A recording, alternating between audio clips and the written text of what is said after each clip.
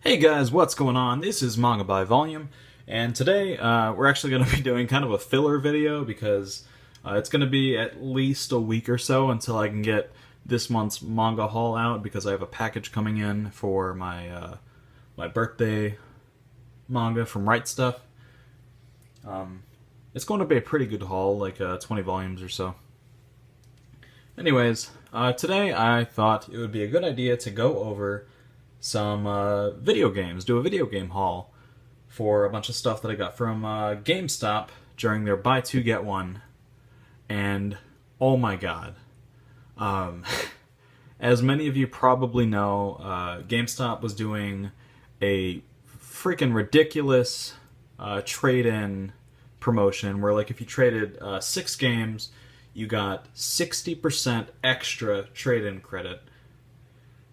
And God, it was ridiculous. I know a lot of people got banned because, like, they traded in so many of the same games. They'd, like, buy Plants vs. Zombies Garden Warfare 2 at Best Buy and Walmart for like $20 and then resell it to GameStop for like $35 or something with the promotion, and it just got out of hand. But thankfully I was able to take advantage of the promotion and trade in a pretty good amount of my games that I hadn't been playing. Like, regrettably, a lot of my DS Pokemon games, but I figured if I ever want to replay them, I'll just play them on an emulator. But moving on, first things first, I don't know if anyone actually cares, but I'm going to keep doing this because this is Manga by Volume, and this is Alcohol by Volume with the Founders Brewing PC Pils. It is a American hopped Pilsner with, I believe, 5.5 ABV. Where is it? Somewhere, I'm sure. Pleasantly crisp, perfectly clean, and profoundly crushable. I don't know what that means. PC Pils is our take on the classic Pilsner style. While noble hops have been preferred choice of Pilsner breweries around the world, we went with some of our favorite American varieties. Piney Chinook, pleasantly citrus Cascade, and punchy Centennial make this an easy drinker with floral hop characteristics. Pretty cool if you ask us. Well, that is pretty cool. I like a good Pilsner. And hopefully this is a good Pilsner. So we got the pour there. And yeah, let me know if you guys actually care about these beer review type things. I like beer a lot, so I really do want to include it in the channel. But let me know if you guys want me to do, like, make them different videos or anything like that. That is a pretty good Pilsner. It's and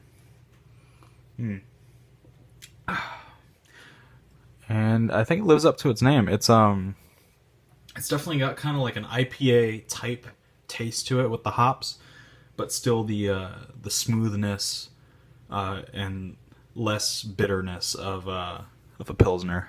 Really easy to drink, and I'm going to drink it.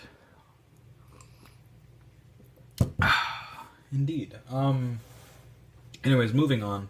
I love Founders. Moving on, we have a few 3DS games.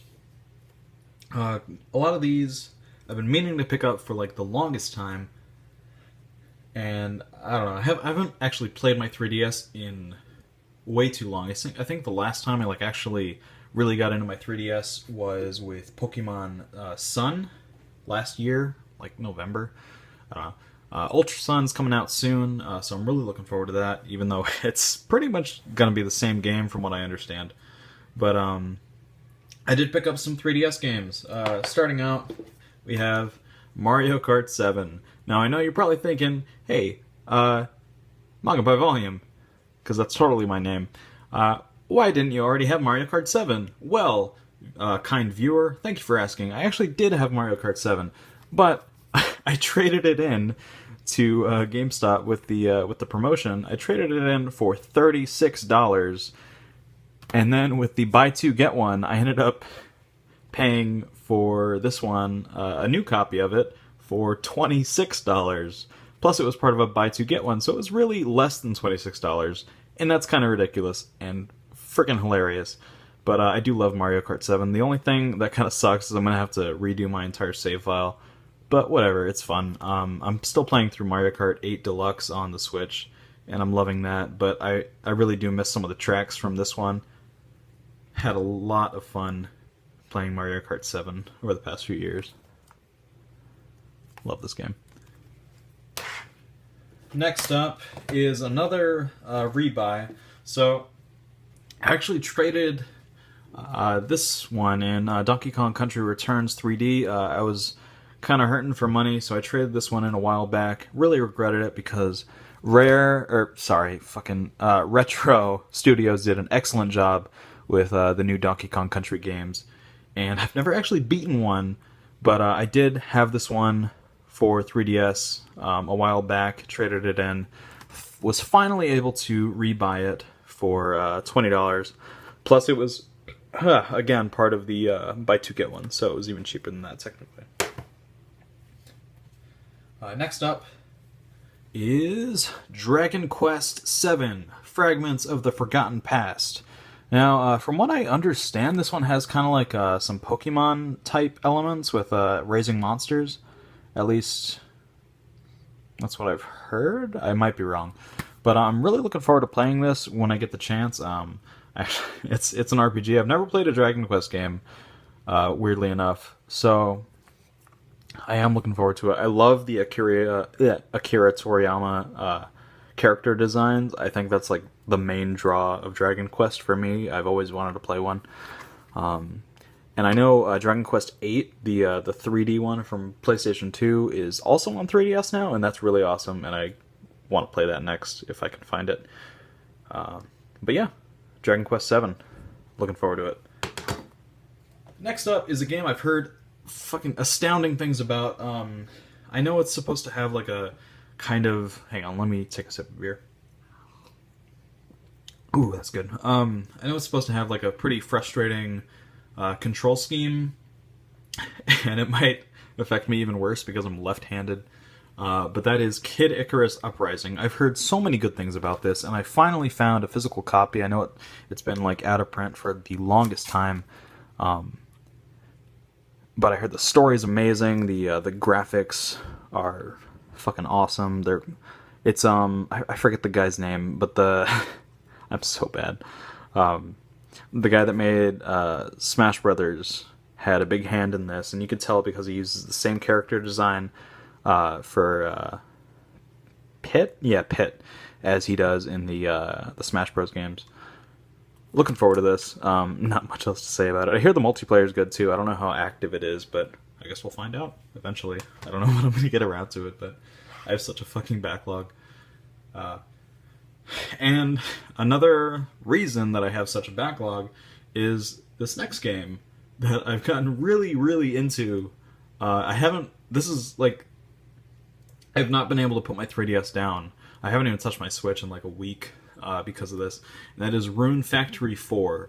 This is such a fucking great game, especially if you're like into Animal Crossing and Diablo. I know that's such a weird thing, but just the progression, the farming. This is Rune Factory is it started out as a Harvest Moon spin-off, and you can really tell like farming is such a big part of it.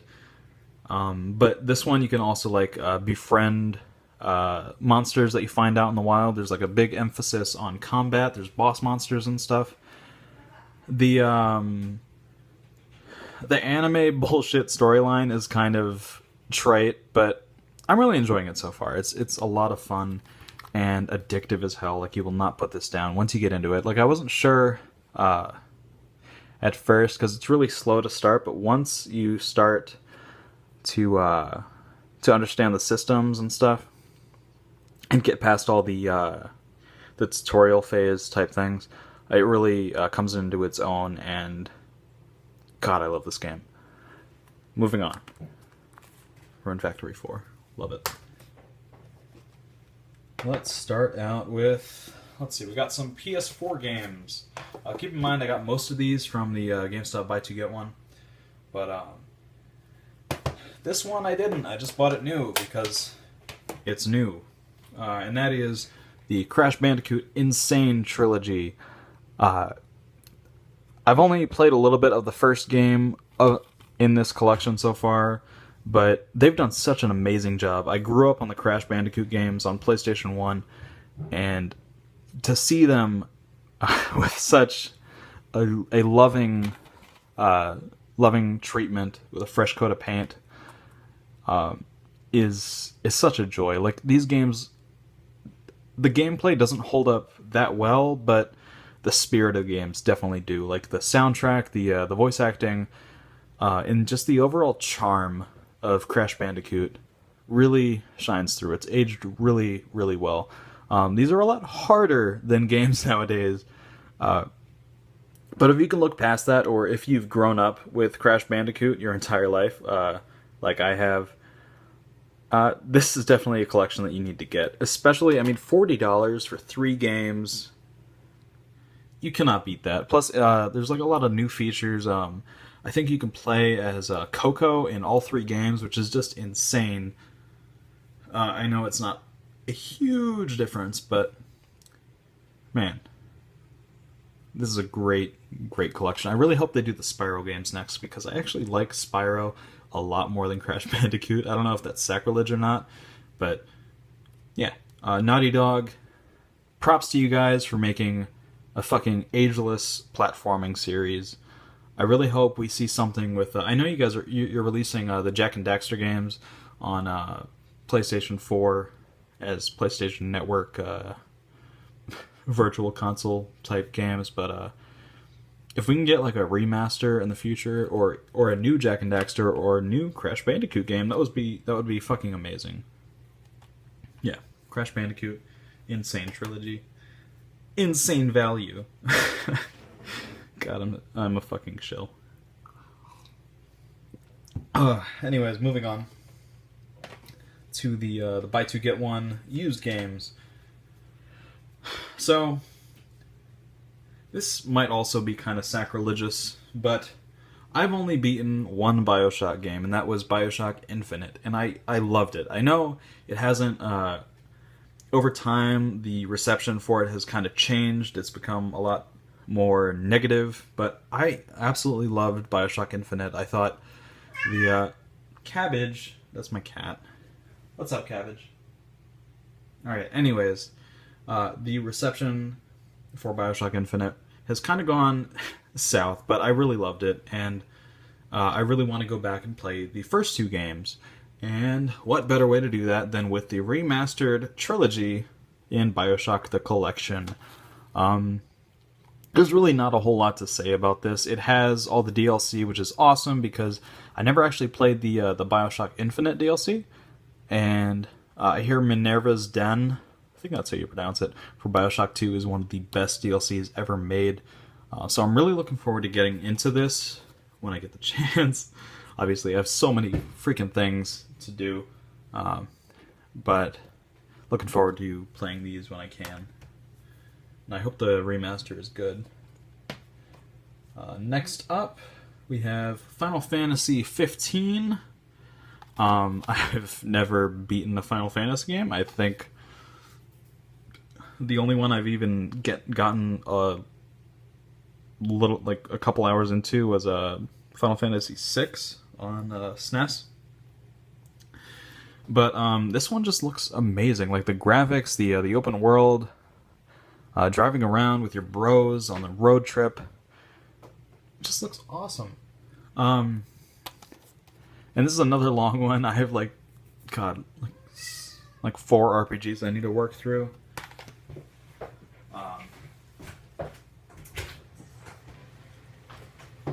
Yeah, really looking forward to playing Final Fantasy 15.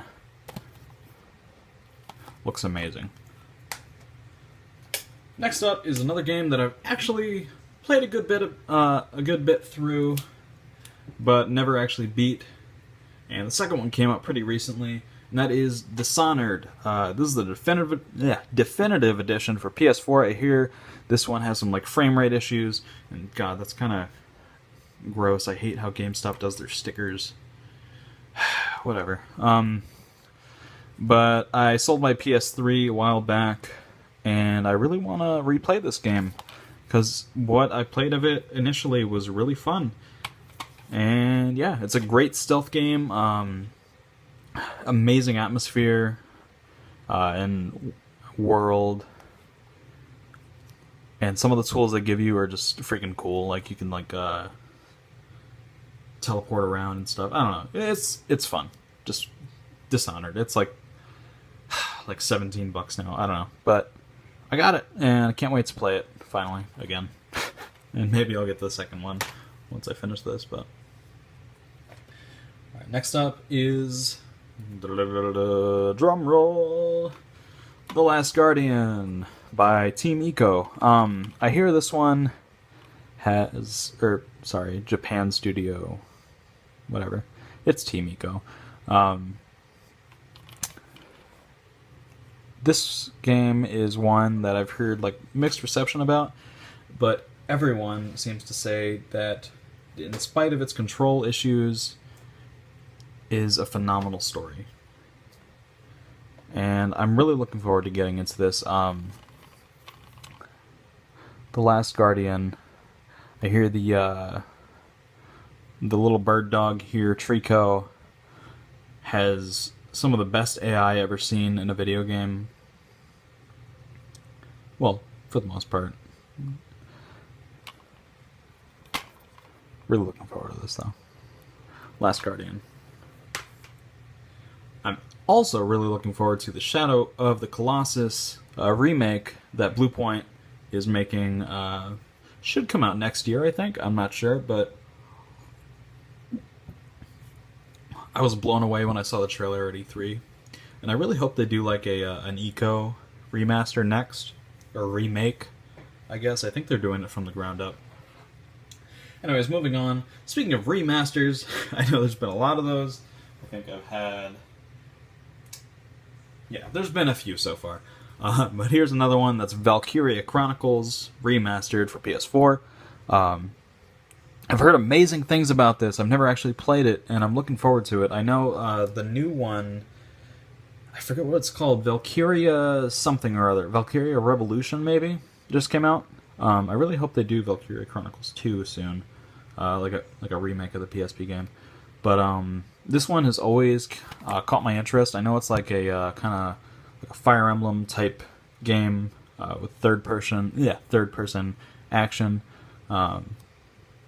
Set during, I believe, was it World War I? World War II?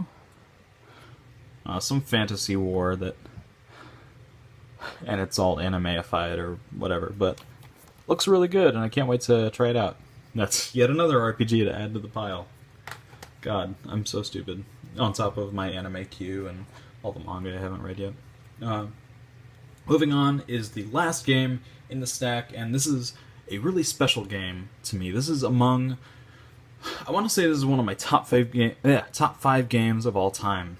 I should probably just edit my out, but probably won't because I'm lazy as fuck. One of my top 5 games of all time, and that is Brothers: A Tale of Two Sons. This is one of the most emotionally impactful games I've ever played. You basically control 2 characters, the brothers. Who'd thunk?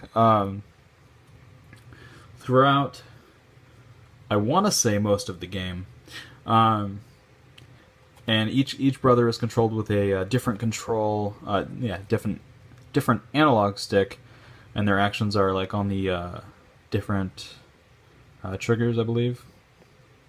But the story is just so beautiful. The graphics, while not incredibly detailed, the world more than makes up for it. The story is one of the best I've ever experienced in a video game, and the gameplay and the story are like, how would I even say this?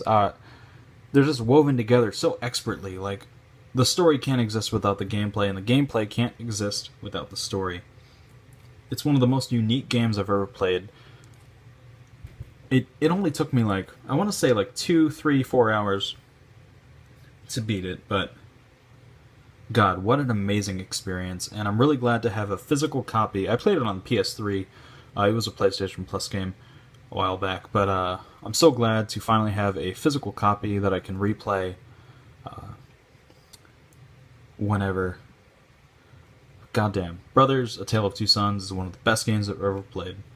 And I hear the studio is actually working on some jailbreak type game. I believe it was announced at E3, and that looks pretty promising as well, so I'm really looking forward to that. But God, you guys, everyone needs to play this at least once. It only takes a couple hours. I'm sure the Steam sale, the next one will probably be around like Halloween or whatever, but if you ever get the chance, please play Brothers: A Tale of Two Sons. I cannot stress this enough. This is one of the best games I've ever played. And you will probably cry by the end of it. But it's worth it. It definitely earns this this Game of the Year thing from Game Trailers. Game Trailers is like gone now, aren't they? Oh well. But yeah, Brothers: A Tale of Two Sons. And that about wraps it up for this video game haul. Let me know if you guys like this video in the comments, if you guys want to see more of this type of content in the future. Obviously, if I don't have this many video games to share, I'll probably just, add it into my regular manga haul each month. But this month was a little special. I wanted to give you guys a little bit of extra content. My cats will not shut up. And this video has gone way too long. It's now 22 minutes. So I'm going to wrap it up. Thank you guys for watching this video. If you've stuck around this long, like, subscribe, etc. This is Manga by Volume, and I'll see you guys in the next one.